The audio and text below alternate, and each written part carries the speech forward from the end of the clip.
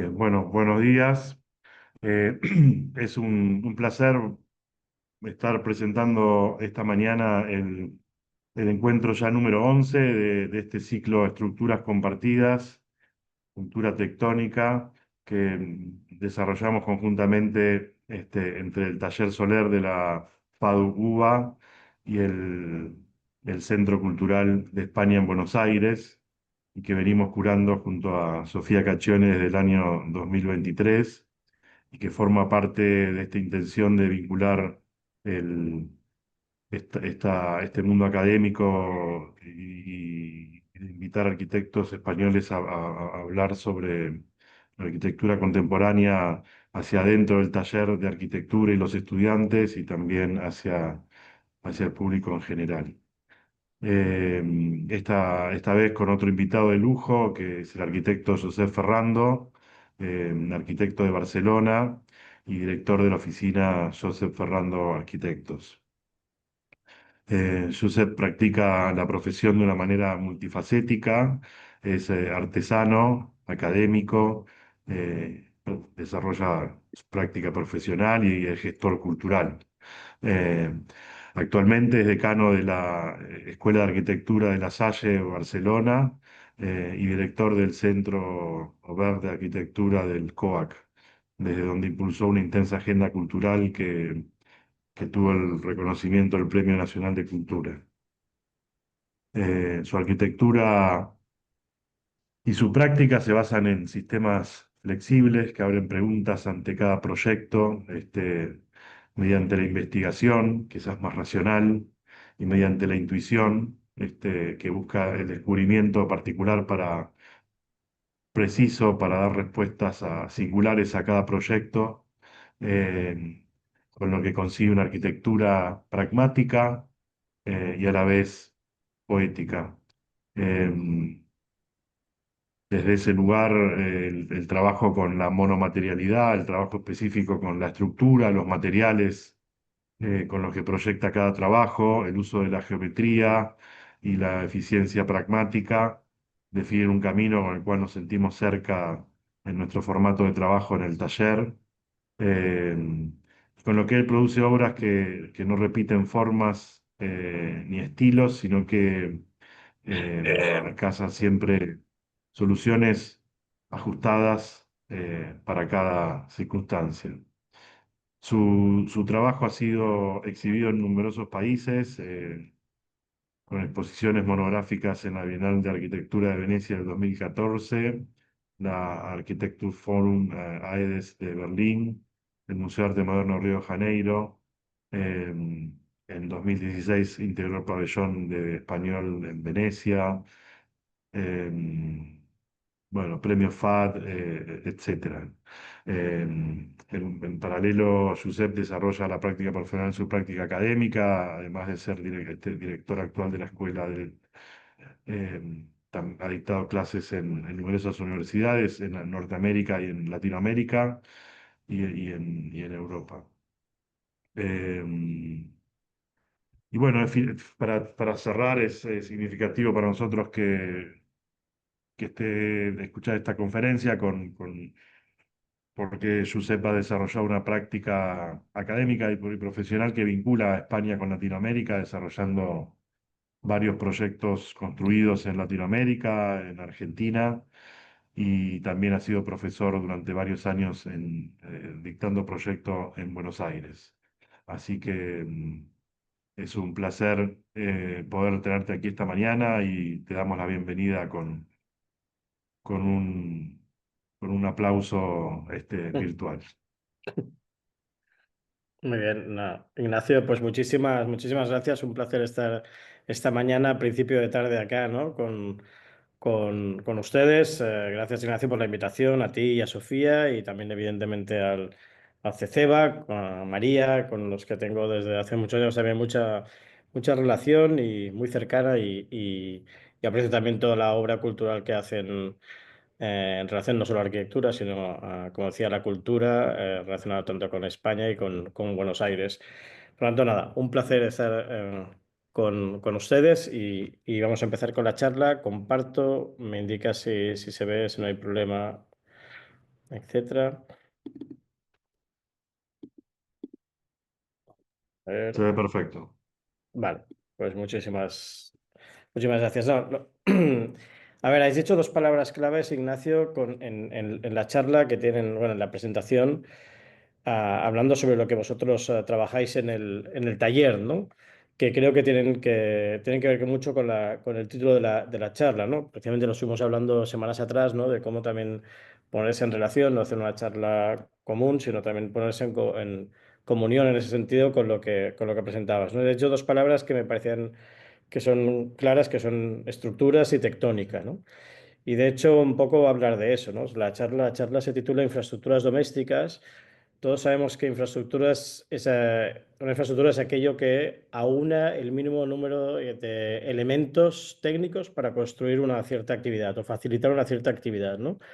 Y evidentemente, como esos son los mínimos elementos, y hablamos por lo tanto de eficiencia y eficacia al mismo tiempo, casi siempre lo asociamos a temas más de infraestructuras como pueden ser puentes, pantanos, etcétera, ¿no?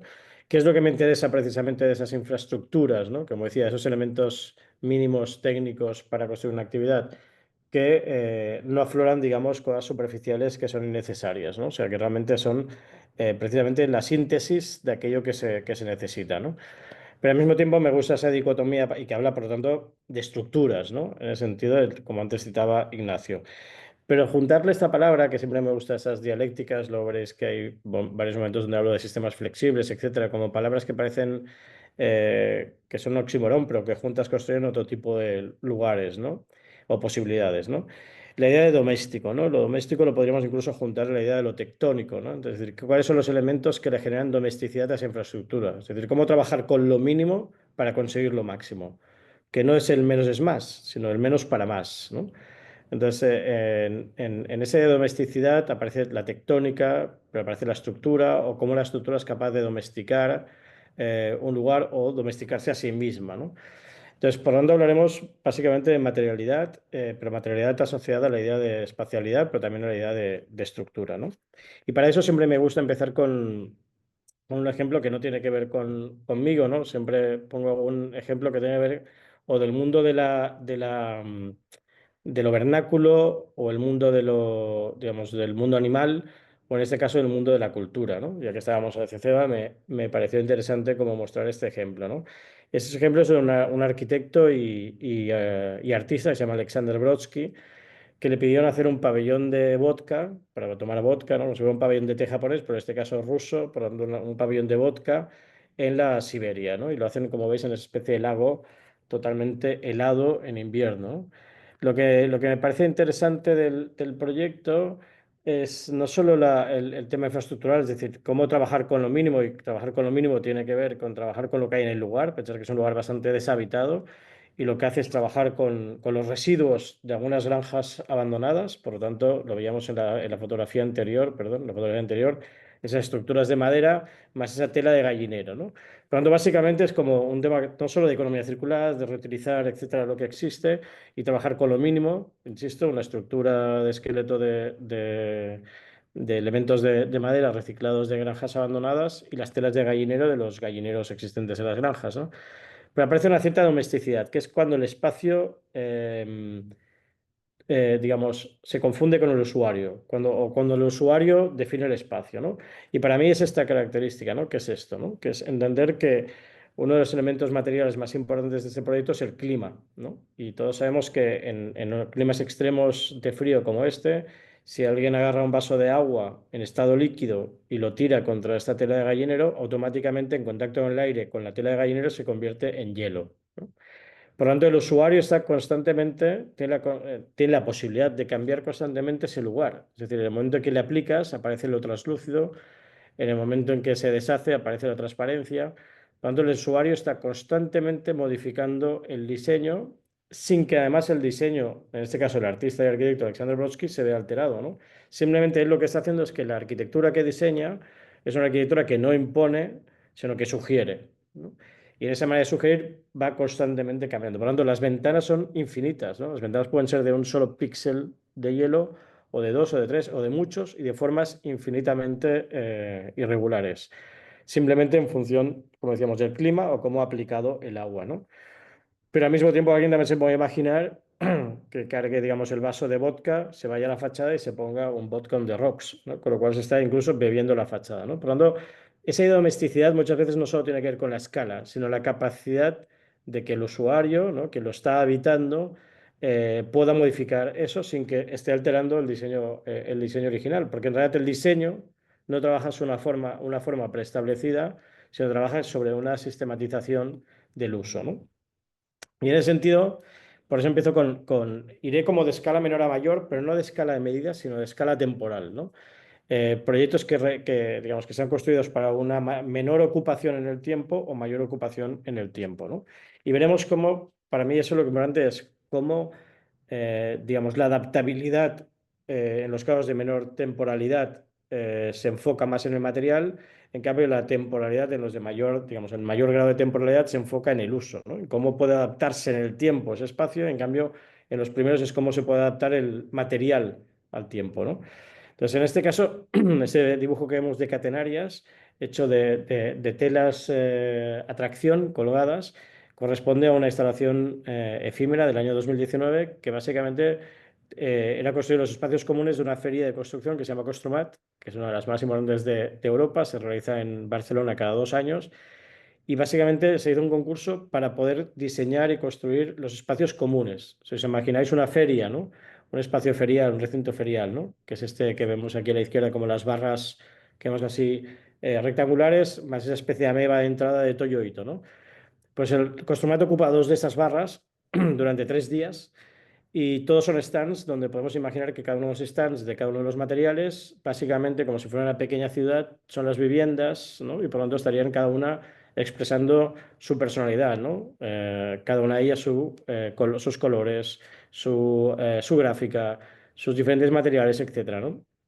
Yo entendí en el concurso que para mí lo importante es que el espacio de lo común, que eran 3 lugares, el Talks para conferencias, el Meetings para, evidentemente, reuniones, y el Future, que el lugar para exponer elementos de innovación, esos 3 lugares de lo común deberían hablar sobre lo monumental, ¿no? Y lo monumental no en el sentido de dimensión, sino en el sentido de lo colectivo, como decía también Lina Bobardi, ¿no? Lina Bobardi hablaba del MASP, hablando de su monumentalidad, no en el sentido dimensional, sino en el sentido social, ¿no? Entonces, en ese sentido social, creía que por contraposición debería aparecer el silencio, ¿no? Y el silencio no solo físico, también, porque en el talks, meetings, etcétera, requieres un cierto silencio respecto al otro ruido, ruido gráfico, visual y acústico, sino que también un silencio en el sentido fenomenológico. Pero al mismo tiempo es cómo construyes en un recinto ferial que tiene 12 metros de altura esa domesticidad, ¿no? Entonces, empecé a pensar desde el silencio en esa idea de lo monomaterial que antes citaba Ignacio, ¿no? Cómo trabajar a ser posible, con un solo material. Finalmente decidí con dos, ya que era un recinto, ya que era una exposición sobre construcción y por lo tanto sobre arquitectura. Pensaba que estaba bien hablar sobre los dos métodos, digamos, digamos, originarios o las dos maneras de construir arquitectura, que básicamente es a través de la ligereza, colgar atracción, a través del peso, apilar la compresión, ¿no? Que en realidad estaríamos hablando de la cabaña, la ligereza de la cabaña, como hablaría Semper, ¿no? O del peso de la cueva, ¿no? Entonces, a partir de ahí, y también porque era necesario, es decir, como esas ferias cada semana cambian, tú no puedes perforar el suelo, la única manera que tienes para construir una cierta habitabilidad, cubrir, era colgando, ¿no? Y para mí la habitabilidad era muy importante, era importante cobijar, ¿no? Cobijar para precisamente domesticar esos 12 metros de altura, ¿no?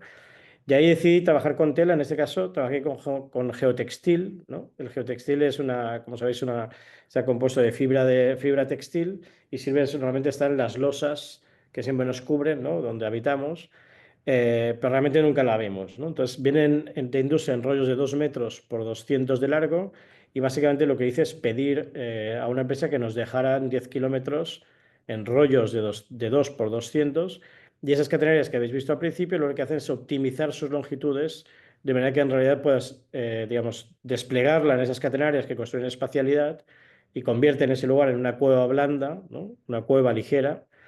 Y luego finalmente al cabo de 3 días, ¿no? Enrollarlos de nuevo y devolverlos para que se usen en la construcción.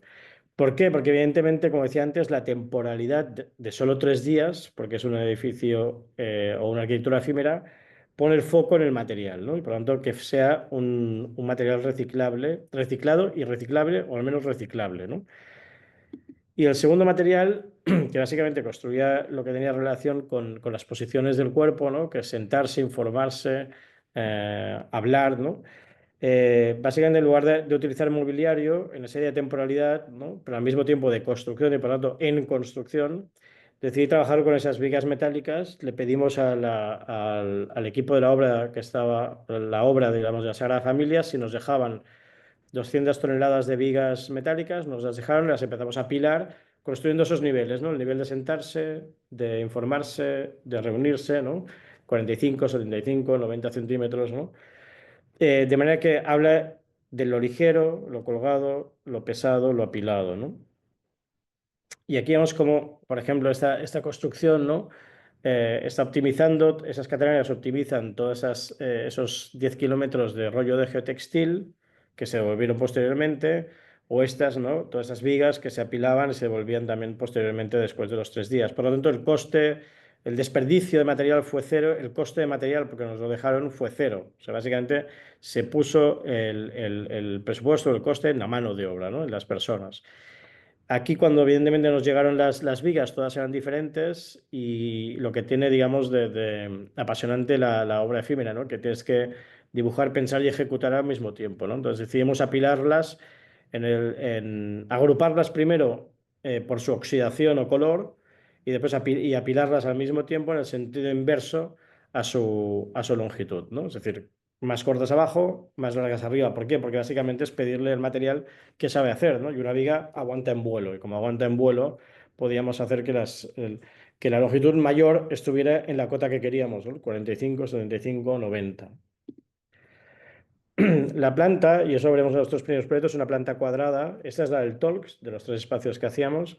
Es una planta de 40 por 40, es decir, 1.600 metros cuadrados. Por eso os decía que claro, en total de los espacios comunes eran 3.000 metros cuadrados. Esos 3.000 metros cuadrados suponían unos 30.000 metros cuadrados de material que cada 2 años, después de 3 días, los tiraban a la basura. Por lo tanto, para nosotros era muy importante esa idea de lo circular, ¿no? Esa planta cuadrada de los 1.600 metros cuadrados tenía esas dos entradas con esas dos grandes catenarias que nos iban como domesticando ese espacio, ¿no? Como adecuándolo a la escala humana, ¿no? Por lo tanto, pasaba de 12 metros, colgaba 6 metros, pasabas por la catenaria, llegabas a 2 metros y entrabas dentro, ¿no? Por lo tanto, 12, 6, 2, estás domesticando ese lugar y es otro lugar que en realidad es de mayor altura, que es el lugar donde había las conferencias. Ese proceso también tiene que ver con la idea de no entrar a los lugares cruzando una puerta, ¿no? Sino cruzando un umbral, ¿no? Que realmente el proceso de entrar, ¿no? De aproximarse a un lugar en sí mismo es la arquitectura. No es cruzar a la arquitectura, sino la experiencia del camino, ¿no? Esta era la pieza para los meetings y esa para el future, que era como un museo. Era casi, casi es como decir que uno era el teatro, el centro cívico y el museo, ¿no? Y esos dibujos más ásperos tienen que ver también con la idea de armonizar, ¿no? Que en realidad siempre comento que las medidas no son perfectas en relación a la cantidad de decimales, sino que son perfectas en relación a la armonía entre las medidas, ¿no? Es decir, cada una de esas líneas que vemos horizontales grises, que son los trus, están colgando en función de la cadencia de las vigas de hormigón, de las costillas de hormigón del recinto. Pero al mismo tiempo entre ellas están separadas 4 metros porque es la distancia del 2 más 2 de los rollos de geotextil. Y la cadencia de las catenarias está en función de los cables que cruzan los trus, que está en función de los triángulos del trus, que son cada 15 centímetros. Es decir, hay una matemática, una especie de armonía, igual que ocurre en la música, igual que ocurre en la pintura, igual que ocurre en la danza, que tiene que ver en armonizar todas esas medidas para que prácticamente al final parece que no ha ocurrido nada, ¿no? Cada dos catenarias, digamos, lo que hacíamos es desplazarlas medio catenaria, de manera que intuías lo que ocurría dentro, pero no tenías una visión directa, y aparecía la catenaria mayor, el siguiente paso de umbral, el espacio interior donde se hacían las conferencias, o el espacio posterior donde había el descanso del conferenciante o la conferenciante que ya había impartido su charla o que la iba a impartir, ¿no? Y aquí aparece lo que antes decíamos como el hielo en el caso de Alexander Brodsky, ¿no? Cómo esto se podía, eh, digamos, modificar, ¿no? Siempre decíamos que como es un sistema flexible, que vuelve a ser esa dicotomía, ¿no? Cualquier sistema no flexible es rígido, cualquier flexibilidad no sistémica es aleatoria. Por lo tanto, el sistema flexible lo que habla es de rigurosidad, o sea, de multiplicidad, pero rigurosidad, ¿no?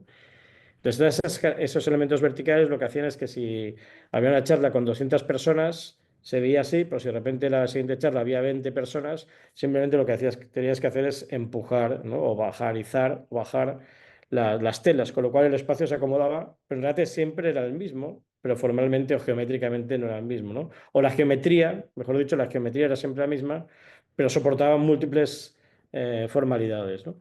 Y eso hacía una cosa fantástica, que es que cuando se encontraban un conferenciante con otro en la cafetería detrás, ¿no? Uno a otro se preguntaban qué tal fue tu charla, y dice muy bien, lleno, y la tuya también, ¿no? Y habían 200 o 20, ¿no? Entonces eso tiene que ver con construir esa flexibilidad o adaptabilidad, ¿no? Esas son las imágenes que presentábamos, ¿no? Con esa idea que decíamos del silencio.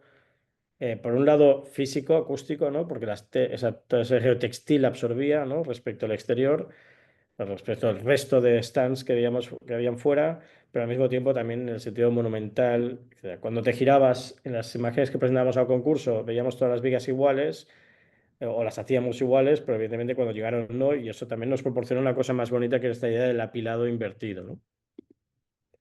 Y aquí en construcción, ¿no? Ese 40 por 40 con todos esos trus, esos cables, etcétera, ¿no? Que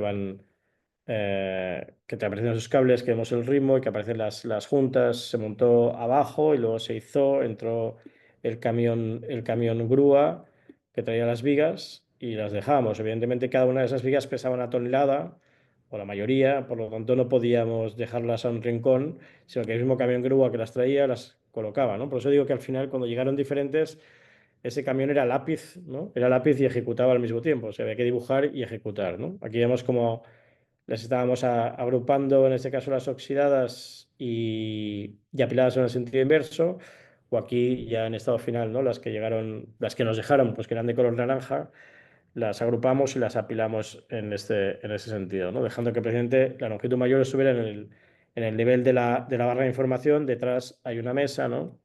Que este punto, por lo tanto, dos en paralelo construían el nivel de la mesa, dos encima apilados construían el nivel de barra, ¿no?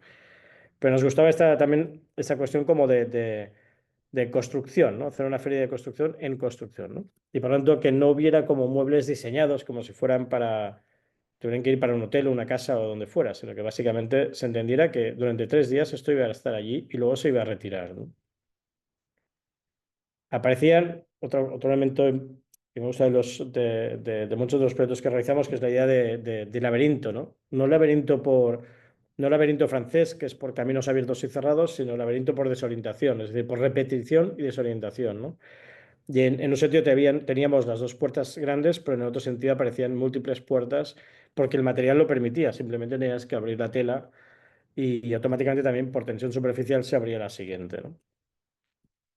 En los espacios interiores, como este o como esto, ¿no? O aquí vemos como esa especie de cielo artificial que básicamente no requiere de dimmers ni requiere de separar las luminarias. De hecho, las luminarias encima que estaban en el trus estaban colocadas todas equidistantes en una grilla equidistante y siempre con la misma intensidad, pero simplemente la distancia en X, y también en Z, ¿no? De esas catenarias construían esa irregularidad de luz que evidentemente en el momento que simplemente moviéramos una de estas, automáticamente cambiaría el clima, por decirlo de alguna manera, ¿no? Si seguimos con ese sistema flexible, ¿no? Y desde lo monomaterial, esta propuesta para una casa en Santiago de Chile, bueno, perdón, en Santiago de Chile, en Los Vilos, que está a 2 horas y media más o menos de Santiago de Chile, era una casa para promoción 8 al cubo y que no se llegó a realizar.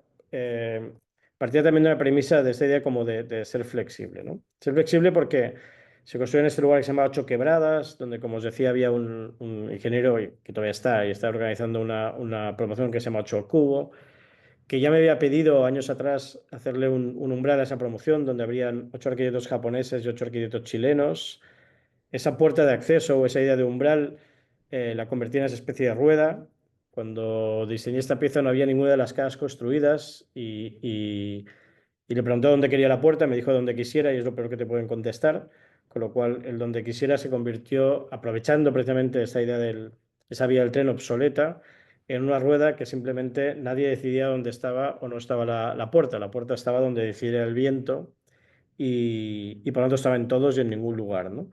Y como tampoco había ninguna casa, simplemente lo importante era que simplemente construirá un umbral simbólico en ese espacio, ¿no? Colocarse encima de la vía del tren significaba apropiarse de la infraestructura esa, ¿no? Es una infraestructura, como decíamos antes, pero que básicamente a través de una rueda de 6 metros de diámetro era capaz de domesticarse, porque simplemente se convertía prácticamente esos 6 metros con el eje a 3 metros en una puerta de acceso y por lo tanto había el tren en un camino de llegada a ese conjunto de casas, ¿no? Como la veis aquí. Pero para la vía del tren también significaba no solo ponerse a la escala doméstica, sino también a la escala del territorio, ¿no? Esa rueda sola en esa inmensidad hubiera sido anecdótica, ¿no? En cambio, apropiarse de la vía del tren significaba de repente agarrar la escala del paisaje, ¿no? Bien, pues años más tarde me pidió que me pensara una casa, este mismo ingeniero amigo, Eduardo Godoy, me pidió pensar una casa por detrás de la vía del tren, que a ver si puede ser con madera, parte de ella en madera, ya decidí que fuera toda en madera, pero también ocurrió lo mismo, ¿no? Le pregunté que para quién era la casa, me dijo para cualquiera, digo, en qué lugar, en el que quiera, ¿no? Con lo cual, otra vez, ¿cómo construyes una casa que es para cualquiera, en cualquier lugar? Significa que pensar que es una segunda residencia, no una casa, digamos, de primera residencia, sino para pasar fines de semana, vacaciones, etcétera.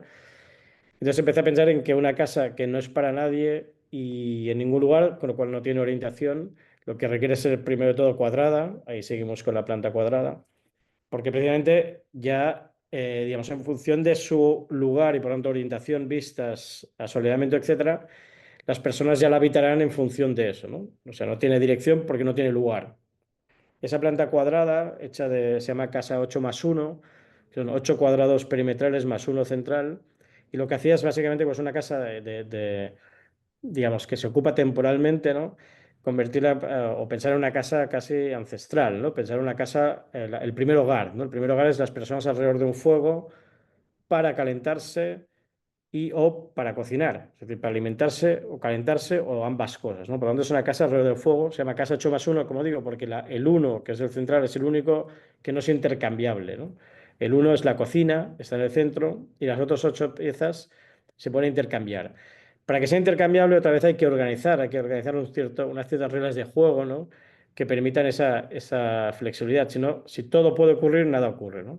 Y en ese sentido lo que hacía es que cada 5 por 5 piezas, esa especie de grilla de madera, habían esas especie de columnas vacías de 3 por uno de madera, que lo que hacían es convertirse en infraestructura mecánica, porque son las que están aguantando la casa, pero al mismo tiempo son la infraestructura del agua, es decir, recogían el agua de la cubierta, la poca agua que podría llover, la recogían en ese punto y se convertían en puntos de agua de manera que uno podría ser un inodoro, el otro la bacha, el otro la ducha, etcétera, o lugares de almacenaje. Es decir, los lugares que requieren estar más o menos cerrados en una casa es el almacenaje y el baño.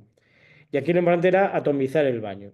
Es decir, el baño no es una habitación grande, sino que es casi partes de ese baño atomizado en esos lugares como de una especie de columnas armario, ¿no? Y eso permitía, evidentemente, que todo fuera intercambiable, ¿no? No se cruzaban entre ellos, dejaban esas esquinas abiertas, porque a mí me gustaba esa idea de temporalidad. Es decir, cuando no consolidas esquinas, es como que no consolidas dónde está un mueble, ¿no? Y por lo tanto que hubiera variabilidad, ¿no? Eso permitía, pues, pensar que durante un tiempo podría haber una sala de estar a la izquierda, a la derecha un comedor, abajo dos habitaciones, arriba una, pero que en el futuro podrían cambiar y no haber tantas habitaciones, o la sala de estar comedor podría estar en diagonal. Ponía algunas reglas o sugerencias, por ejemplo, que las 4 de las esquinas siempre fueran habitaciones exteriores, de manera que nunca hubiera un cerramiento en convexidad hacia el paisaje, sino en concavidad siempre, abrazando el paisaje. Bueno, una casa que hicimos el proyecto desde el 2016, 15-16, de momento no hubo la suerte de que se pueda construir. Básicamente en el lugar reposaban 4 vigas de hormigón, que son las que separan la madera de la humedad, pero al mismo tiempo lidian con la topografía y sobre eso se apoyaban como dos grillas de madera que entre ellas contenían otra grilla que es la grilla del habitar, ¿no? Y aparece de nuevo el laberinto, ¿no? Esa idea de nuevo el laberinto por desorientación, donde que esos módulos, esa especie de columnas vaciadas, no se tocaran las esquinas, evitaba los cul-de-sacs y por lo tanto constantemente eran recorridos infinitos, al mismo tiempo que potenciaban las diagonales y por lo tanto la percepción de que el espacio era mayor, ¿no? El espacio central, que lo único que no tiene fachada vertical, tiene la cubierta y pensábamos que fuera una cubierta de ETFE, con esa idea casi de estar cocinando, ¿no? Del hogar exterior, ¿no? De estar alrededor del fuego, ¿no?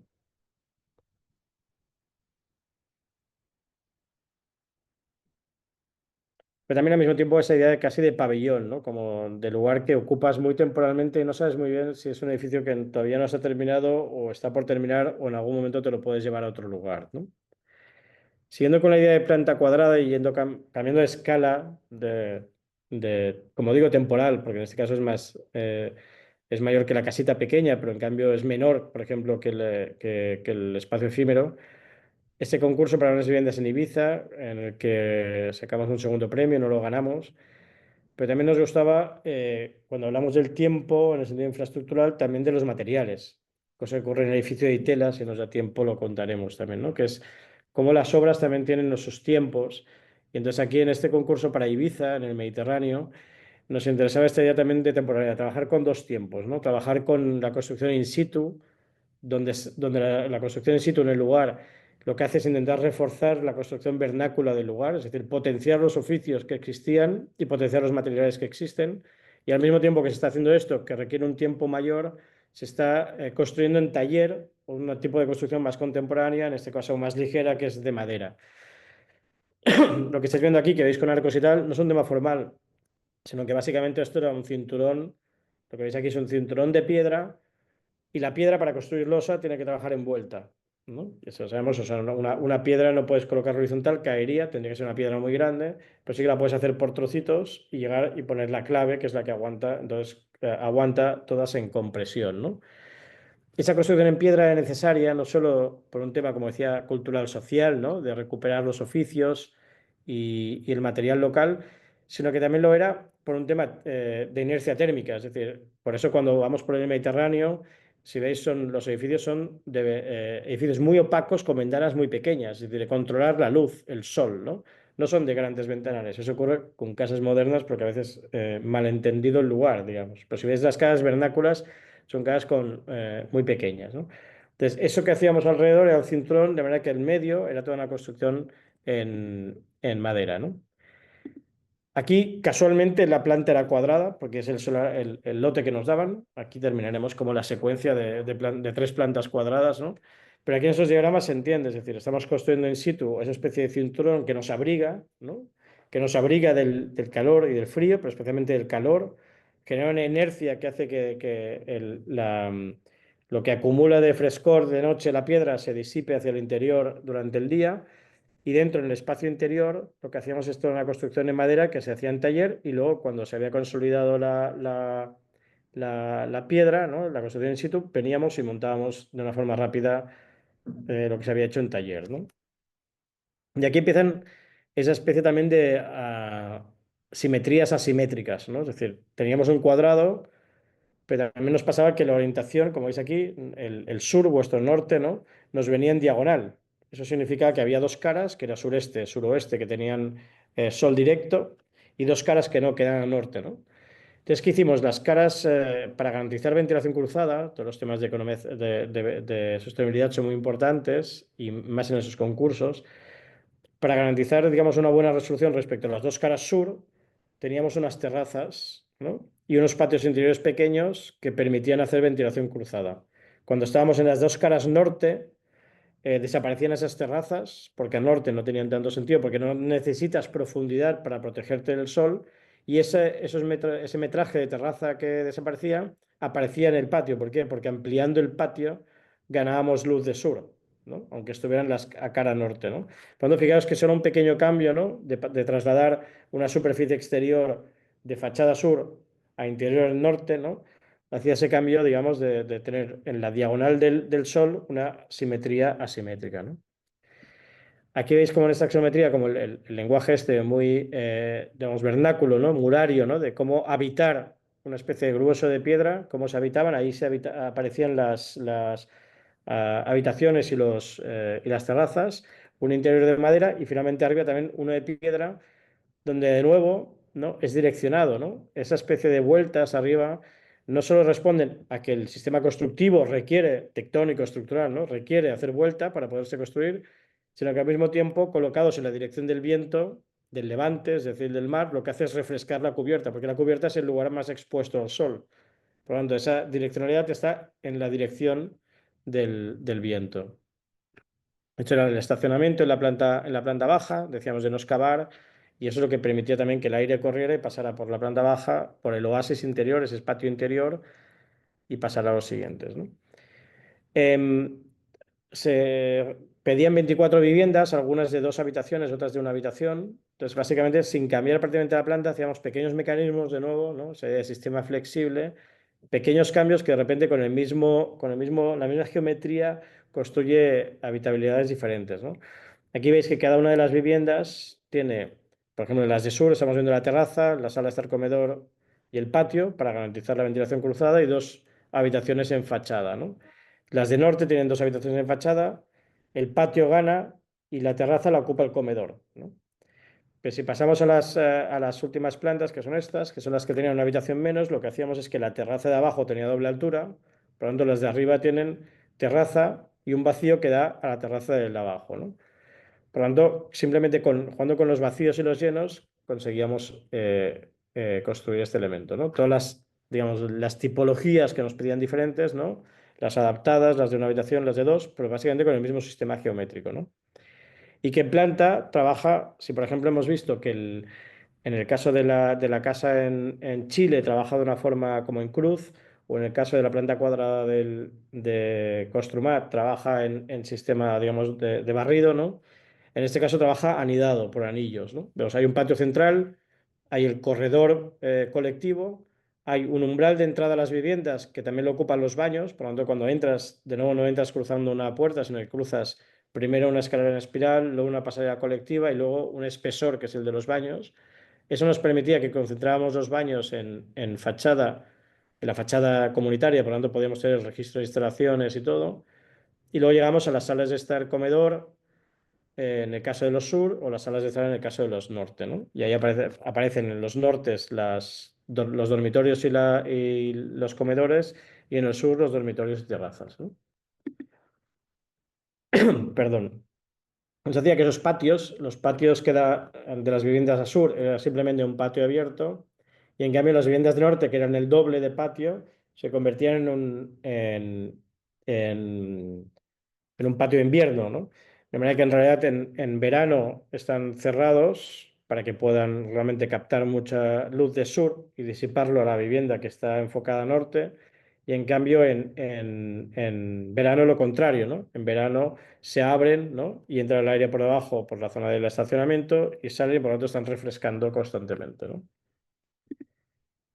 Por fuera, como decíamos, muy vernáculo y que es la consecuencia de la técnica constructiva, es decir, de vaciar la piedra. Básicamente, al vaciar la piedra aparecen estas vueltas y por dentro, en cambio, un oasis, ¿no?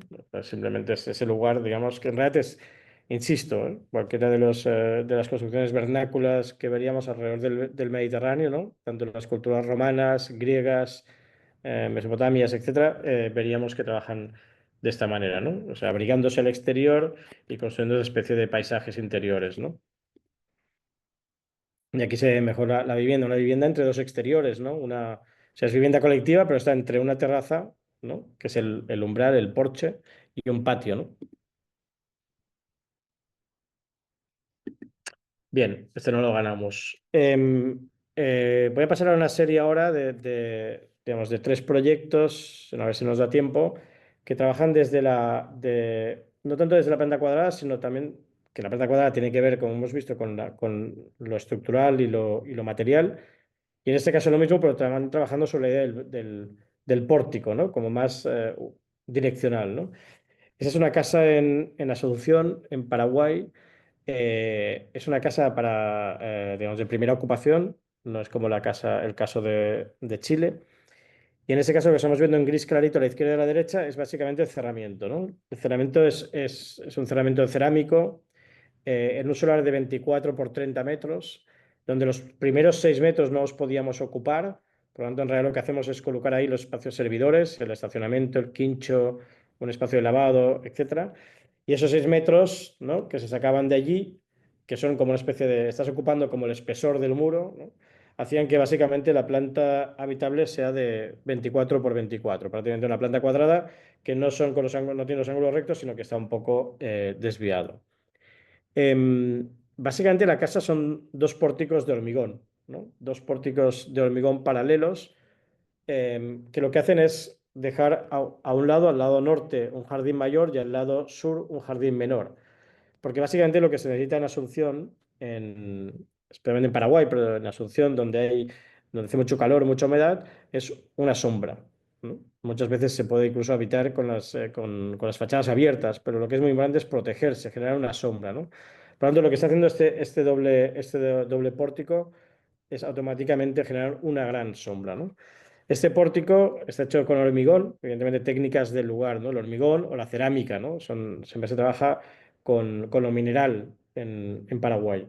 Entonces, básicamente esos dos pórticos lo que hacen es emerger como si se hubieran enraizados en el piso, y encima aparece una losa que, como veis, está como nervada, porque tiene esa vocación casi de no pertenecer al suelo, sino pertenecer al cielo, ¿no? Se separa con esta idea de generar una cubierta que todavía no es una cubierta vegetal, todavía no plantó el cliente, pero con la idea de que es una cubierta vegetal de la cual deslizará la vegetación y por lo tanto refrescará ese aire que cruza la casa, ¿no? Y no solo la casa sombrea, sino que se autorrefresca, sino que esa vegetación potenciará ese frescor del aire que cruza la casa, ¿no? Por lo tanto, es importante que entender que no solo aguanta la vegetación, sino que esa situación nervada lo que hace es evacuar el aire caliente, ¿no? Pues veis, el aire caliente pesa menos, por lo tanto el aire caliente que haya dentro de la casa subirá y digamos, evacuará por esas juntas, ¿no? Está en un lugar de estos, ¿no?, que lo veis, la extensión de Paraguay, que es una extensión grande, está de hecho en Luque, que es como en la periferia de Asunción, pero que básicamente es una extensión de casas y casas y casas y jardines, ¿no?, donde básicamente constantemente vemos esta idea de la tierra colorada, ¿no?, que lo que hace es la construcción de esos paisajes de oficios preciosos, ¿no? Este es uno de los pueblos cerca de Asunción donde vemos un horno cerámico que está cociendo cerámica, ¿no? Es como que se está como comiendo o vomitando a sí mismo, ¿no? Entonces me parecía como siempre muy bonito otra vez esa idea de monomaterialidad, ¿no? O como cuando los están apilando para el secado, ¿no?, cruzándose para que evidentemente tengan mayor inercia o estática, ¿no?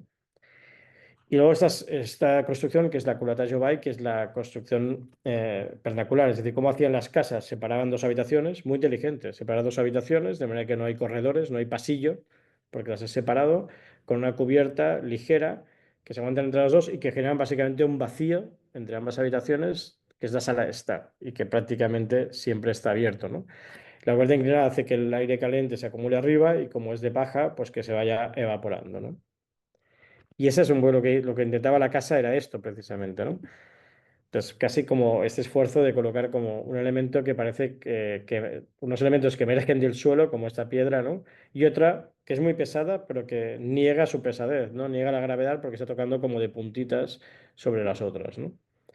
Esto es lo mismo, entonces aparecían dos elementos cerámicos que lo que hacen es acumular el agua, es decir, que si la casa de Chile es una casa alrededor del fuego, eso es una casa entre dos fuegos, ¿no? Esos dos elementos, volúmenes cerámicos, tenían la función de acumular el agua de la cubierta, al mismo tiempo ser dos horas de agua, son los dos baños, pero también los fuegos, de manera que si los giras así, ¿no?, uno es la cocina y el otro es la chimenea, con la mesa en el medio perpendicular al jardín, de manera que todos siempre ven el jardín, nadie está de espaldas al jardín o a los jardines, ¿no? Pero al mismo tiempo esos dos volúmenes segregaban las habitaciones, es decir, la habitación está a un lado y al otro lado. Por lo tanto, nunca ves las habitaciones, aunque el espacio sea continuo, nunca ves las habitaciones, que es lo mismo que ocurría con la Tajo Bay, ¿no? Aquí vemos esta superficie, lo que se decía, de 30 por 24, que al hacer el grosor, el espesor del espacio servidor de 6 metros y normativo, aparecían los 24 por 24 con un ángulo no rectangular, no ortogonal, ¿no? Para que esos dos pórticos de hormigón no doblaran, no se cayeran, hay que hacerle como esas pequeñas aletas, ¿no? Que lo que hacen es darles como inercia, pero que al mismo tiempo se convierten otra vez en infraestructura no solo mecánica, sino infraestructura de guardado. Lo mismo que veíamos en la casa de Chile, ¿no? Cómo hacer que los armarios formen parte de la estructura, ¿no? Y en ese caso lo mismo, esas pequeñas U's que hacen así son los lugares de guardado. Esos rectángulos que vemos en el tercer dibujo, o cuadrados, perdón, son los de los baños y finalmente la casa se configura así, ¿no? Con dos habitaciones en los extremos, como la casa Curata Jobai, con dos volúmenes de cerámicos construidos de la misma manera que se acumulan los ladrillos para secarse en el campo y dejando esa mesa perpendicular a los dos jardines, ¿no? El jardín pequeño a, norte, a sur y el jardín grande a norte, ¿no? El aire caliente que se acumula en las partes superiores de la casa se disipa y desaparece en esas juntas que deja la losa nervada y esa cubierta vegetal, que ahora no es vegetal todavía, ¿no? Desciende y permite refrescar el aire que cruza a través de la casa, ¿no? Por lo tanto, básicamente la casa es un porche que está constantemente trabajando como una máquina de refrescar ese lugar, ¿no? De fuera es una casa muy hermética, ¿no? De ladrillo, donde simplemente ese elemento de chapa reconoce el acceso a esos espacios servidores del quincho a la derecha, a la izquierda de la casa, al medio el garaje. Y la casa se resuelve de esta manera tan sencilla, donde dos pórticos de hormigón absorben el lugar de guardado y al mismo tiempo el lugar de sombra, ¿no?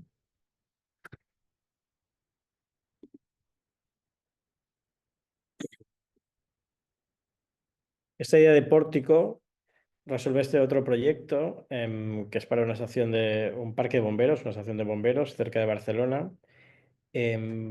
Donde aquí también había que resolver de nuevo esa idea de la estructura, pero también de la domesticidad, ¿no? En un parque de bomberos, ese muy pequeñito, el concurso que ganamos, em, pensar que en un parque de bomberos ocurren que hay dos escalas diferentes, ¿no? Que es la del camión y la del bombero, ¿no?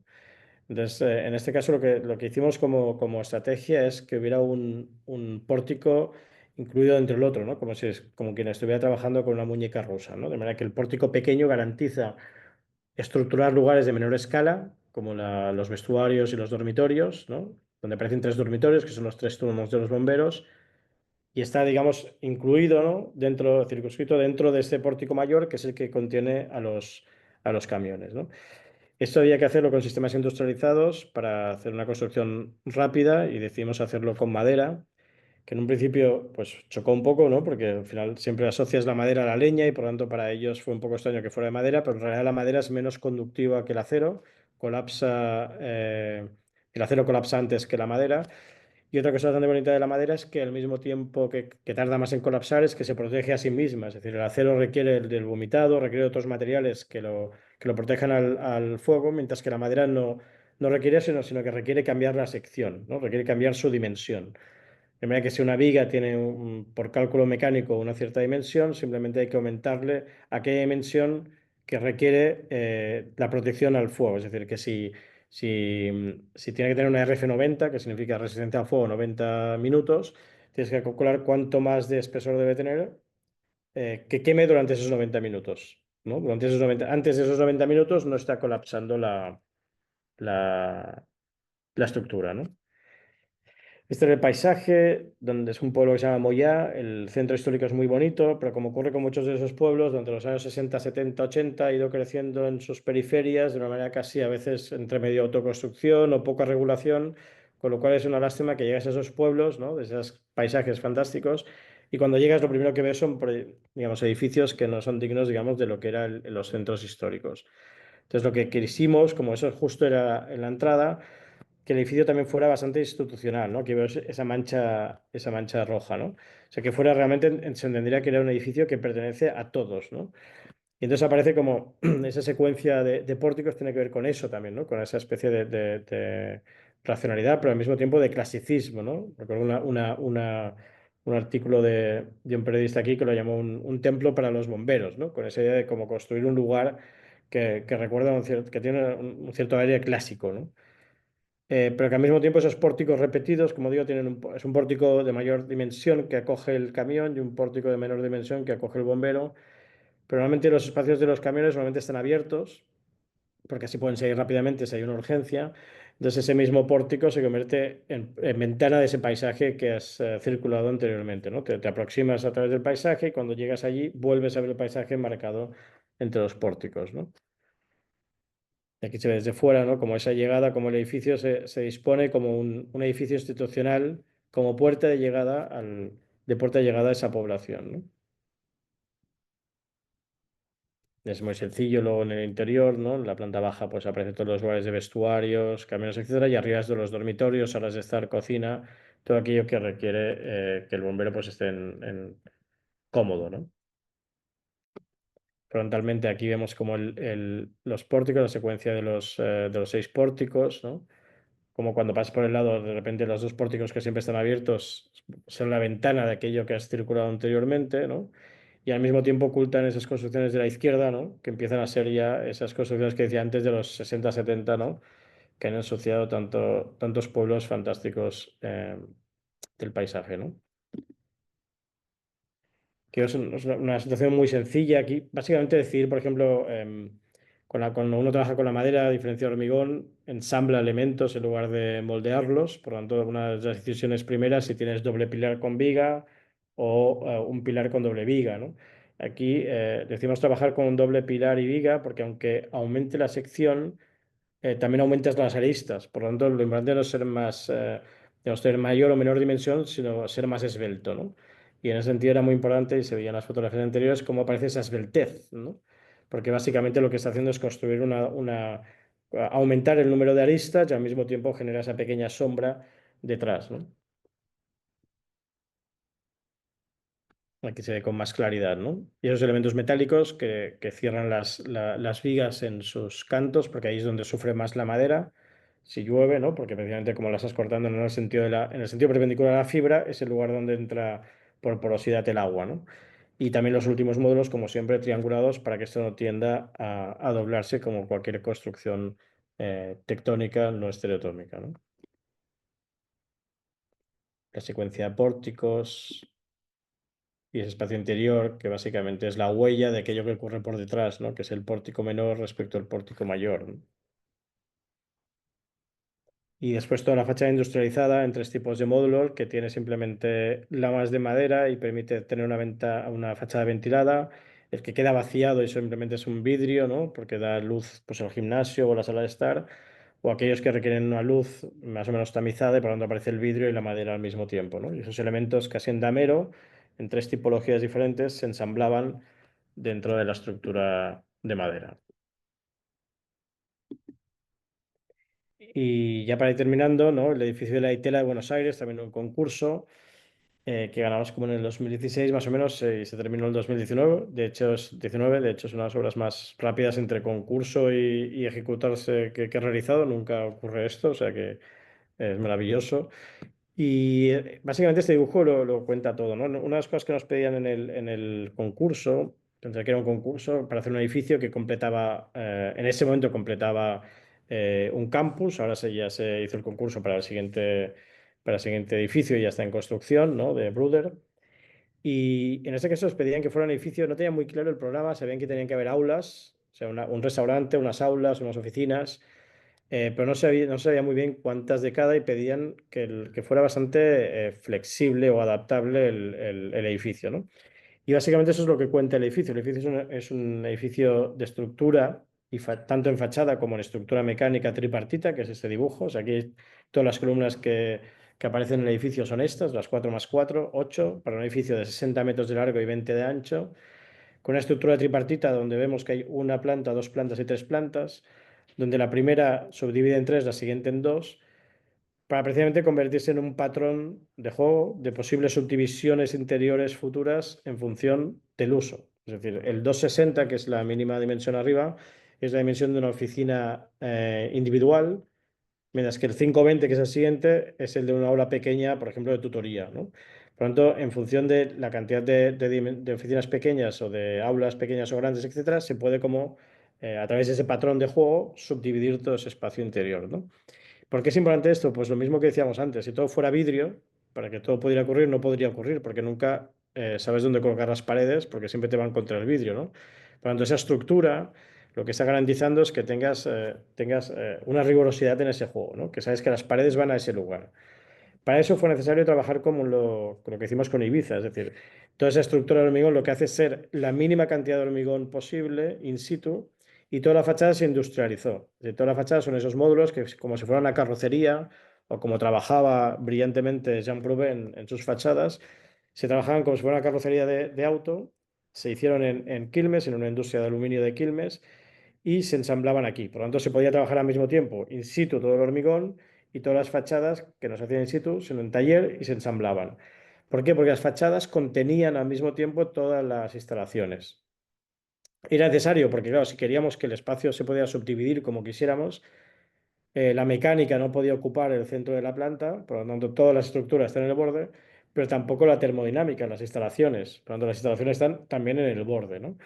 Eso permite que por fuera haya aluminio, por dentro madera, y son como armarios que también se registran, igual que ocurría con la Casa de Chile, igual que ocurre con los armarios de la Casa de Asunción, etcétera. Es decir, que los cambios de escala y los cambios de temporalidad y los usos y la materialidad, etcétera, cambian, y antes lo decía Ignacio al principio en la presentación, cambian formalmente y como imagen los proyectos, pero en cambio no como actitudes, ¿no? O no como intenciones, ¿no? Fijaos que aquí básicamente es una única ventana de 65 centímetros la que se repite 600 veces, o sea que no hay ni una sola ventana más, ¿no? Pero esa profundidad, claro, ¿qué ocurre cuando tienes 4 metros abajo y hay 4 pilares abajo y 4 columnas al otro lado? Que tienes mucha profundidad, ¿no? Entonces, esa profundidad se va reduciendo en el sentido ascendiente, porque en la medida que pierde cargas y que se ramifica, ¿no? Eso requiere menor profundidad. Pero en cambio la termodinámica empieza al revés, empieza arriba con los conductos de aire y va bajando. En la medida que va bajando y va alimentando los espacios, cada vez el conducto es menor. Por lo tanto, en un espacio de 1,80 m, en una diagonal en zigzag interior, tienes la termodinámica en el sentido descendiente y la mecánica en el sentido ascendiente, ¿no? Pero todo esto, ¿no? Y que se sitúan, como sabéis, en el edificio en el campus de Di Tella, muy cercano a la cancha de River, por lo tanto también esa idea de infraestructura, de hormigón cerca del río, pero también cerca de la autovía, ¿no? El edificio completa, como decíamos, la U, pero al mismo tiempo cuando la completaba, ¿no? Este edificio tenía que lidiar con dos escalas, la escala del edificio de la derecha, que es el de antiguas aguas sanitarias, y el de la izquierda, que aquí prácticamente no se ve por la vegetación de la Plaza de Salvador, con unos galpones que ahora ya parte de ellos han desaparecido, ¿no? Cuando el edificio requería una cierta personalidad para dialogar con las salas hipóstilas de columnas y capiteles de la derecha, pero también con la secuencia de pórticos con ménsula asimétrica de la izquierda. Entonces, el edificio básicamente hace lo mismo, es decir, son columnas ramificadas en el sentido vertical, como de columna capitel, pero en cambio por secuencia de pórticos, como ocurría en los galpones del lado, pero también como ocurría en la Casa de Asunción o como ocurría en los pórticos del Parque de Bomberos, ¿no? Por lo tanto, esta es la unidad estructural que organiza todo ese espacio, donde en la medida que subíamos, ¿no? Ascendemos, ¿no? Aparece como esa subdivisión superior de columnas, pero al mismo tiempo se reduce el espesor. Ese espesor de 1,80 m nos va muy bien como sistema pasivo, porque en realidad las fachadas largas son las que dan a este y oeste, que como sabemos la mejor manera de proteger este oeste es profundidad y lamas verticales. Por lo tanto, aquí es lo que ocurría, lamas verticales y profundidad. Pero también esos módulos, de nuevo esa armonía, fijaros que estos dibujos empiezan a asemejarse como esos dibujos del trus, de los cables y del geotextil del Construmat, donde vemos que básicamente ese ancho corresponde a 4 módulos estructurales de aguas sanitarias, pero también es el ancho del galpón más su ménsula asimétrica, ¿no? O que, por ejemplo, el antiguo edificio de aguas sanitarias tiene un apeo, ¿no? En la planta baja, que aumenta su dimensión de acceso en el eje del campus, que hace 15,60, ¿no? Y básicamente es lo que hace los pórticos o el módulo estructural. Hemos dicho 2,60, que por 2,520 por 3,1560. Desde que ese 15,60 se vuelve a repetir como si fueran tres apeos, lo que ocurre en el edificio central, ¿no? Aquí se vuelve a subdividir, subdividir.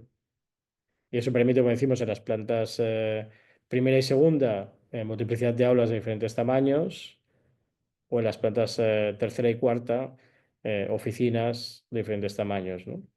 Los concursos que presentábamos, donde también contábamos que esa idea de elevarse, ¿no? Lo que hacía es a absorber en el vacío de la planta baja la escala de los galpones, mientras que en esa idea de elevarse, y más viéndolo en escorzo, ¿no? Se solidifica con el edificio de la derecha, ¿no? Pero evidentemente con su propia personalidad, ¿no? Esa idea es de elevarse para asumir la escala del galpón y al mismo tiempo elevarse para asumir la escala del otro, ¿no? Y también reconocer como cosas, situaciones parciales, ¿no? Por ejemplo, esa ménsula asimétrica construía una recoba, un porche, ¿no? Que lo que hacíamos es lo mismo, básicamente no retirando la columna, sino retirando la fachada en planta baja, ¿no? O ese gris, como se dilata, es porque justo ahí llega la calle Ernesto Babio, que es la única que llega perpendicular en todo el campus. En todo el campus hay dos lados que lo rodea un parque, dos lados que lo rodea una calle, ¿no?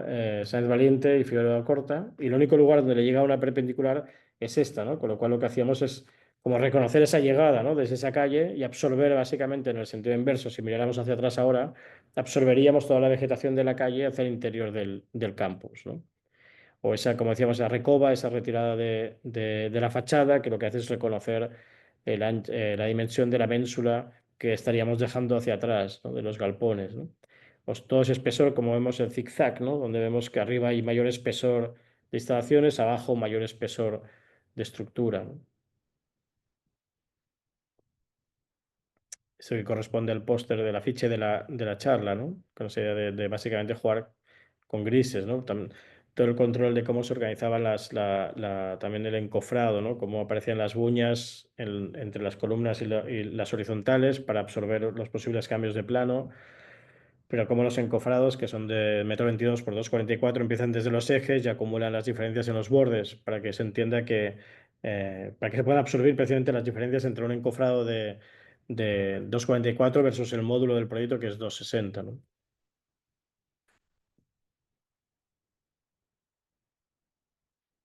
Ese esfuerzo, ¿no? Titánico que lo que hace también es no solo absorber la escala de los galpones, sino también separar el edificio del suelo y procurar reforzar, que todavía se refuerza ahora más, digamos, con el pabellón de vidrio que hicieron Adamo Faide, ¿no?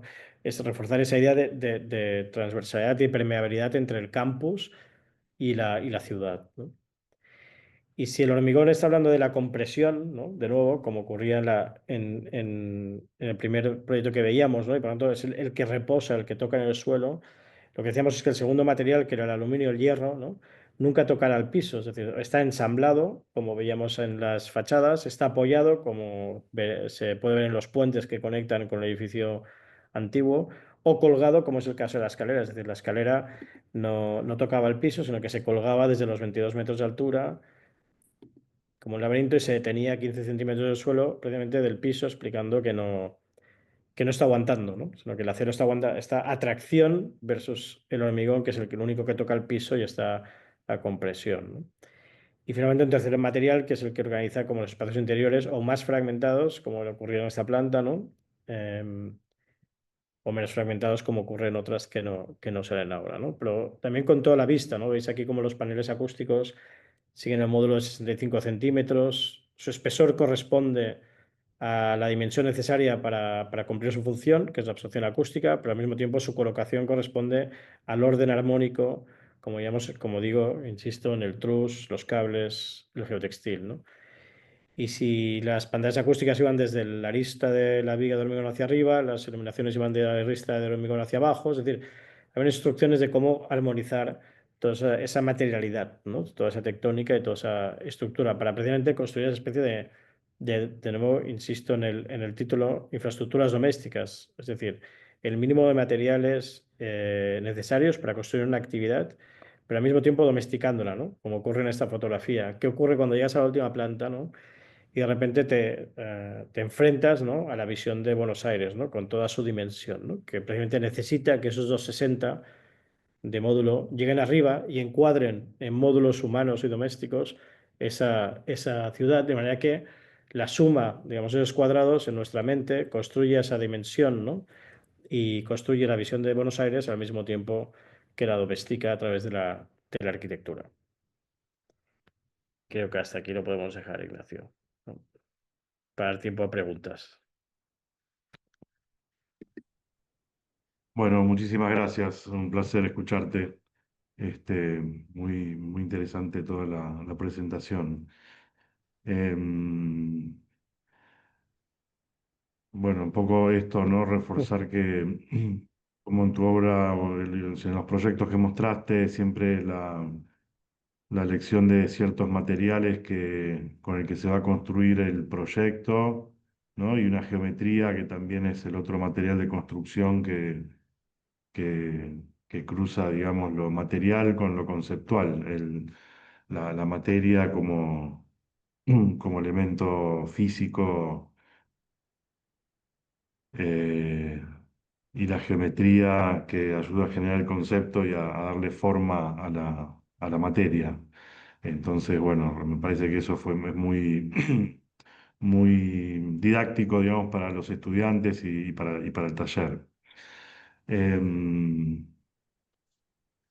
por ahí te quería preguntar, cómo, cómo tu trabajo académico se relaciona con la práctica profesional y qué vínculo podés, traccionar ahí entre esos dos mundos, Bueno, buena pregunta, al que vemos Ignacio. Sí, que hay como dedicas, dos, digamos, como... sí, hay dos como dos respuestas. Una como profesor y otra como decano, te daré, ¿vale? Entonces, como profesor es la de mirar de convertir los cursos de proyectos en aprendizajes de metodologías. Es decir, no tanto de cómo, no son cursos de recetas, ¿no? De cómo aprender a hacer un proyecto, de cómo hacer, digo muchas veces en broma, de no cómo aprender a hacer una paella, sino de aprender a cocinar, ¿no? Y eso tiene que ver en que durante el proceso de un semestre lo que hacemos básicamente es aprender a metodologías que te permitan explorar cómo diseñar a través del conocimiento. O sea, huir de la idea de la inspiración y más desde el conocimiento. El conocimiento no solo es un conocimiento cultural, sino es un conocimiento metodológico. Entonces, cómo aprender a aprender, ¿no? Entonces, son como cursos muy de metodología del proyectar. Y como decano, lo bonito ha sido como convertir precisamente esta posición no en un cargo, sino en un encargo, ¿no? Y el encargo es como proyectar una escuela. Y proyectar una escuela es exactamente lo mismo que proyectar un edificio que, como ahora he comentado, ¿no? Es decir, cómo estructurar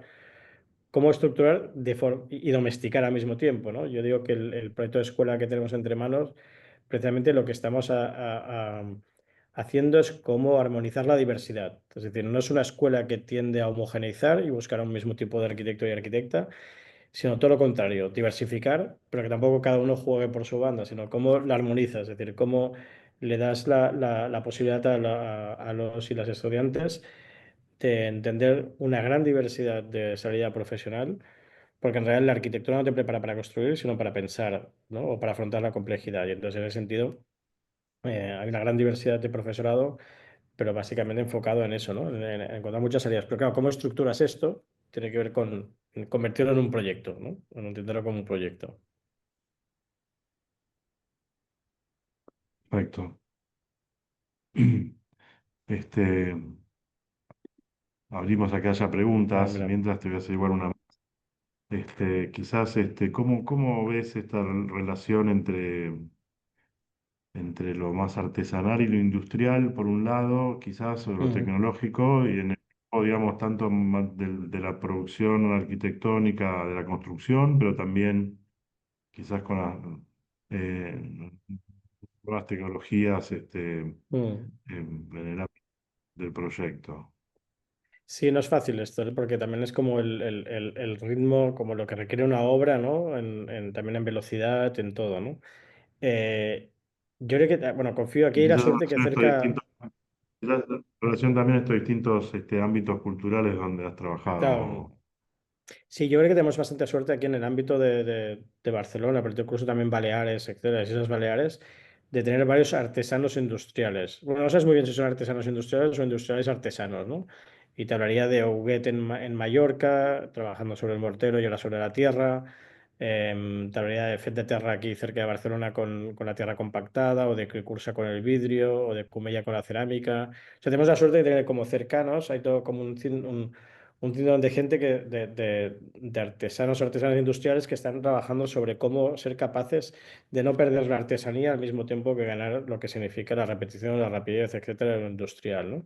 Entonces yo creo que conseguir ese equilibrio para mí es esencial. Por eso, por ejemplo, cuando hablaba, en el caso de Ibiza, ¿no? Como ahora, de hecho, lo estamos haciendo. En Menorca estamos haciendo unas viviendas sociales y son todas construidas con piedra de marés, que es la piedra local en Menorca, Por lo tanto, estamos como activando de nuevo una de las canteras, ¿no? O potenciando la cantera, pero al mismo tiempo también recuperando un oficio, ¿no? Que es la construcción en piedra y por lo tanto trabajar con vueltas de piedra, etcétera, ¿no? Pero en el caso de Ibiza lo hacíamos, ¿no? Como al mismo tiempo ganando el tiempo, ¿no? Que se podría decir que dedicamos a eso con la construcción, con la industrialización en madera, ¿no? Entonces depende de los proyectos, pero siempre buscando como ese equilibrio entre artesanía e industria, ¿no?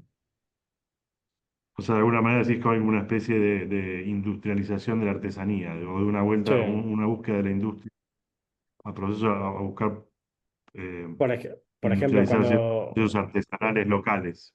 sí, cuando trabajamos con el caso de Ditela, por ejemplo, ¿no? Trabajamos con una empresa, con Dagno, con el Nantucci de Quilmes. Y fue maravilloso, porque en realidad la fachada es una fachada que no existe, digamos, la hemos diseñado, ¿no? Por lo tanto, se podría hablar de la artesanía, es de chapas dobladas de aluminio, de aluar, pintadas con un color, con un color blanco de elegido. O sea, en realidad es una pieza artesanal. Lo que pasa es que luego la hemos repetido 600 veces, ¿no? Entonces, la hemos sido capaces de diseñarla en el sentido artesano, pero de repetirla en el sentido industrial, ¿no? Creo que hay preguntas, que aquí la gente va escribiendo preguntas.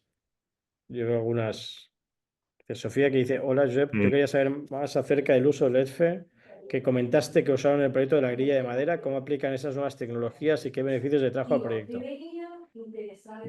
Y era un poco lo mismo que comentábamos ahora con Ignacio, ¿no? Como de mirar o sea, no renunciamos a ninguna de las nuevas tecnologías, simplemente lo que hacemos es como jugar unas con las otras, ¿no? En el caso de la que comentas del EDFE, no es una casa que se hará construir, pero precisamente lo que queríamos es cómo podíamos conseguir tener la experiencia de exterior en ese lugar interior, ¿no? Y creíamos que esa era la mejor, no solo en el sentido de transparencia, sino también en el sentido de intercambio de temperatura, ¿no? Que nos ayuda el EDFE. Entonces, en ese sentido, creíamos que ese elemento que es muy industrial, también con esa construcción muy de carpintería prácticamente, era un contraste que también nos parecía muy atractivo, ¿no? O sea que no nos renunciamos en absoluto a eso, ¿no? Ni nos gusta incluso esas pasaría a ser como esas dicotomías como lo de infraestructura doméstica o sistema flexible, ¿no? Que también ocurre desde lo material a veces, ¿no? También está preguntando Nahuel que quiere saber sobre qué luz tienen entre las columnas de planta baja y de la última obra que mostraste y qué ventajas le vistes para el diseño. Bien, gracias, Nahuel y María. No, como decía, los pórticos están separados 15-60 en planta baja, 15 metros 60 y de luz son 20 metros. La luz de los 20 metros son los que corresponden digamos, a la ocupación de ese edificio allí y liberarlos significaba poder construir el máximo de adaptabilidad posible en su interior. Y la medida 15-60 tenía que ver, que a veces no solo tiene que ver con el uso, sino también en cómo entender el edificio respecto a la ciudad, ¿no? Cuando hicimos el concurso, no todos los edificios o todas las propuestas se colocaban paralelos a la calle, ¿no? Para nosotros fue muy importante en dos sentidos. Uno, colocarse paralelo a la calle significa construir calle, ¿no? Y por otro lado, también liberaba el espacio interior, con la intención en ese momento y había en ese proyecto de construir, de hacer un parque interior, ¿no? Entender que el ágora, el espacio interior era un parque que es el aula más importante, que es el aula que aúna todas las disciplinas del campus, ¿no? Por lo tanto, era muy importante colocarse en ese lugar, ¿no? Al colocarse en ese lugar, era tan importante hacer ciudad como permear la ciudad. Por eso, tener muy pocas columnas, lo que nos permitía precisamente es como generar una permeabilidad entre ese aula común, que decíamos que era el ágora, versus la calle, que es el lugar de lo más común, ¿no?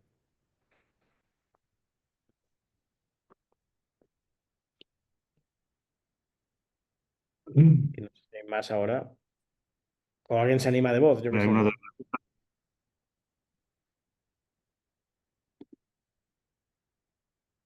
Hay casi 200 personas, alguien la habrá.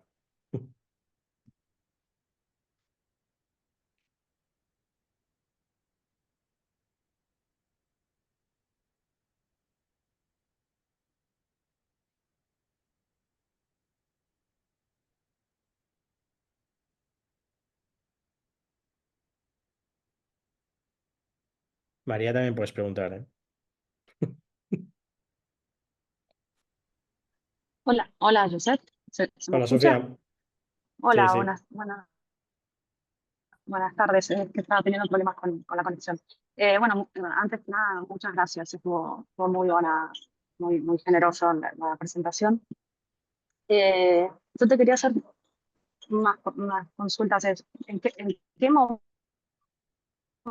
te decantas por un material o por el otro? ¿Es algo, o si es que hay algo, o sea, o si es que en un mismo proyecto a veces estás indeciso, no sé, entre acero o madera, por ejemplo? Y por otro Mm. lado, desde tu mirada, que sé que conoces bastante Argentina, ¿cuáles podrían ser como una mirada como desde afuera, o sea, la potencialidad en este sentido, ¿no? A nivel tecnológico o nivel o manera de construir o cultural, o sea, si tenés Mm. alguna reflexión en este intercambio que Mm. haces, ¿no? Entre España y Argentina. Gracias, Sofía, por la invitación, como te decía antes, y también por la pregunta.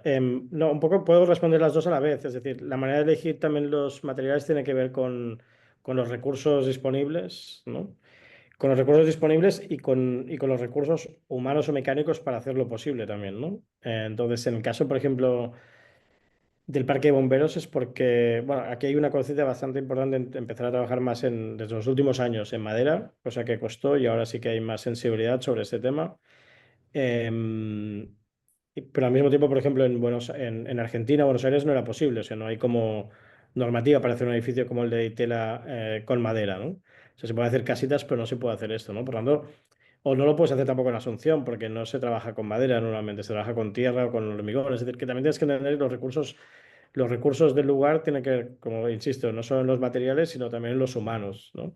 Yo me acuerdo que cuando hicimos la casa de Asunción, por ejemplo, hicimos todo digamos, los muros que se levantan, ¿no? Es decir, el pórtico, ¿no? Con encofrado de tablilla de madera.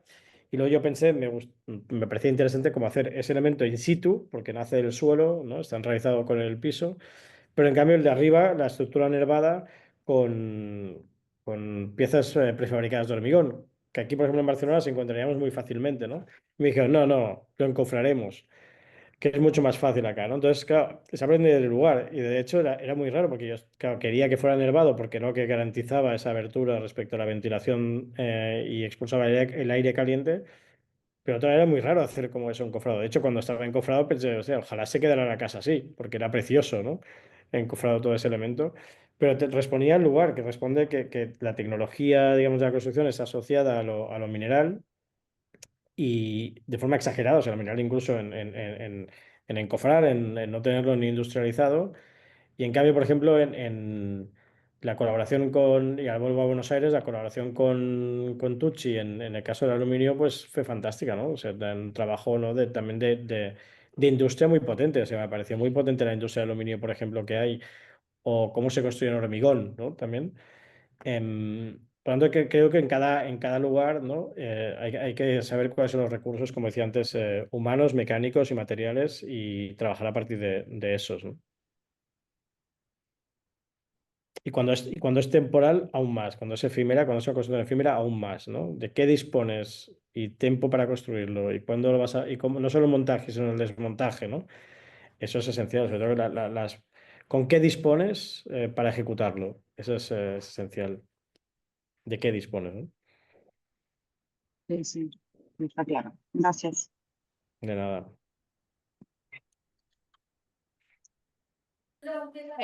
Juliana también está planteando otra pregunta que es que quiere saber más sobre las metodologías de proyecto. ¿Podrías explicar en breve a partir de qué se basan las metodologías que Mm, enseñan en la universidad? Gracias. gracias. Hay muchas, ¿no? Pero, por ejemplo, una sería la material. Es decir, no proyectar y luego decir qué material hay, sino entender cuáles son las capacidades de un material. Capacidades de un material significa ir muy atrás, no ir a la industria, ¿eh? Sino, por ejemplo, si uno trabaja con madera, es entender la madera de dónde, qué árboles, cada cuánto se planta, cómo se corta, qué industria hay asociada, qué dimensión sale y cuando realmente qué capacidades tiene mecánicas también, de qué luces puedes llegar a hacer o qué dimensiones, ¿no? No solo dimensiones de la industria, sino dimensiones estructurales. Entonces te das cuenta que cuando empiezas a trabajar metodológicamente respecto al conocimiento, respecto a la investigación, el research, ¿no? En realidad salen espaciales mucho más originales en el doble sentido de la palabra, ¿no?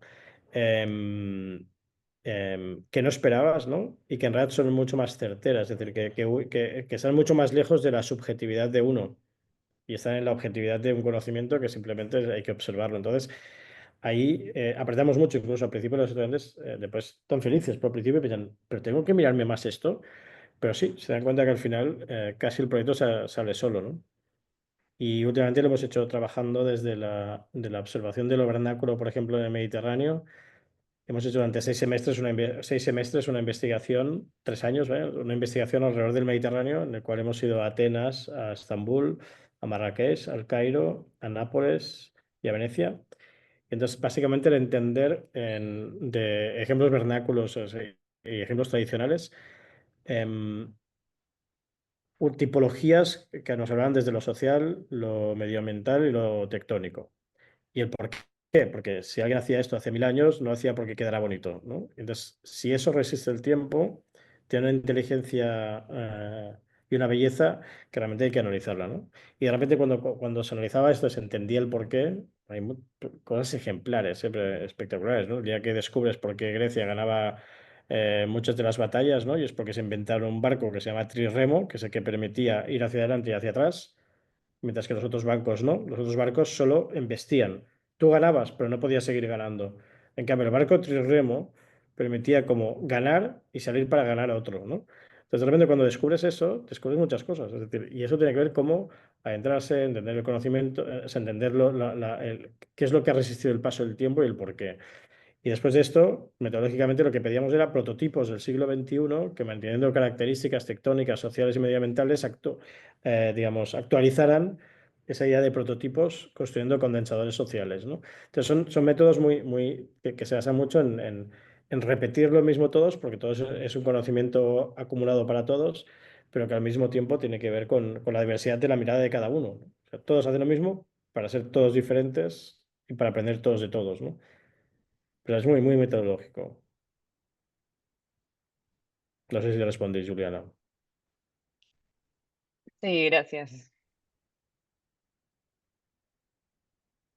Matías, no sé si quieres hacer verbalmente tu pregunta, la que has dejado por el chat.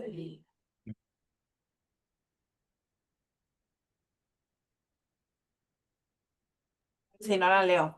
Te quiere agradecer la charla en primera Sí. instancia y consultar en especial para los estudiantes de los primeros años, conocer tu mirada respecto del acercamiento a los programas de los edificios y cuánto influye la investigación previa de las maneras existentes de uso y el campo que se abre para la propuesta de nuevas formas de habitar o ser utilizados a partir del ejercicio proyectual.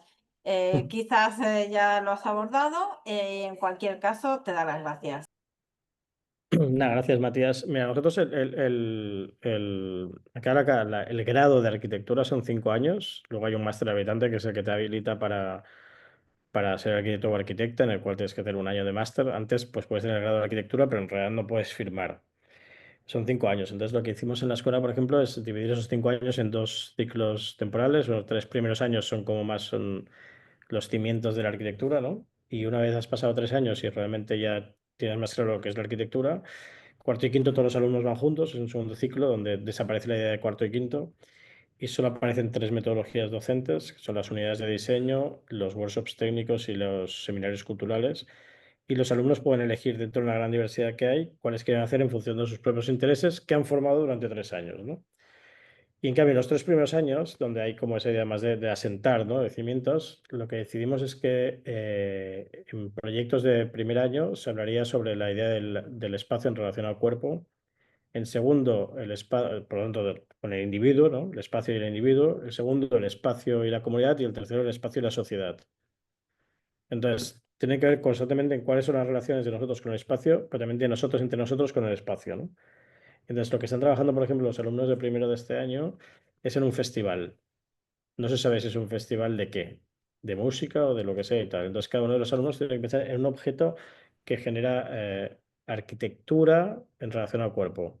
Un banco, una alfombra, un toldo, o no sé qué. Y a partir de aquí empezamos a decir, bueno, ¿qué ocurrirá cuando si agregamos estos elementos, ¿no? Si de repente tres se juntan, ¿no? Y uno tiene la alfombra, el banco y la lona, ¿no? y etcétera, etcétera. Y al final del curso, va a ser una fiesta que es el festival de todos, ¿no? El festival de festivales. Porque en realidad tiene que ver en cómo durante el primer año lo que van a hacer es observar y que aquello que hasta ahora no pensaban que fuera arquitectura, quizá lo es, ¿no? Y eso pongo muchas veces un ejemplo, ¿no? Si alguien llegara a una playa sin nadie, ¿no? Desértica, y viéramos unas personas tiradas en la playa encima de la arena, pensaríamos que se ha muerto. Pero si hubiera una toalla, sabríamos que está tomando el sol, ¿no? Entonces esa toalla está haciendo arquitectura, ¿no? Porque está recintando, está acotando, está escalando esa playa, ¿no? La está humanizando y está domesticando, ¿no?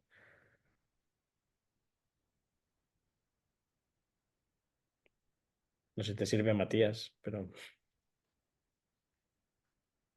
Muy bueno.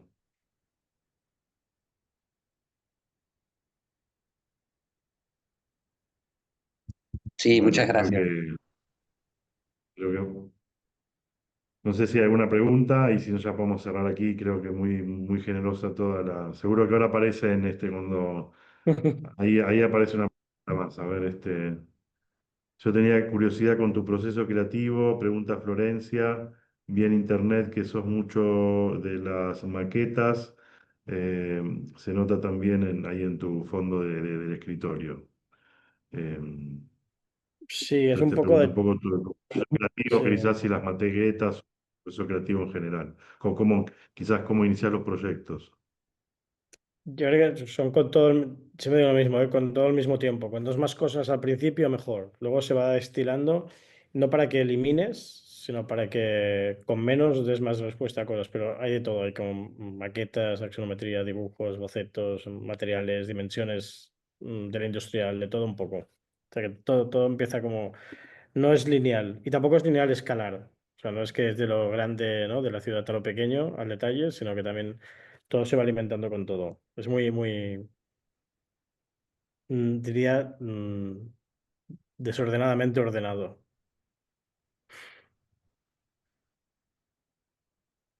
Bien.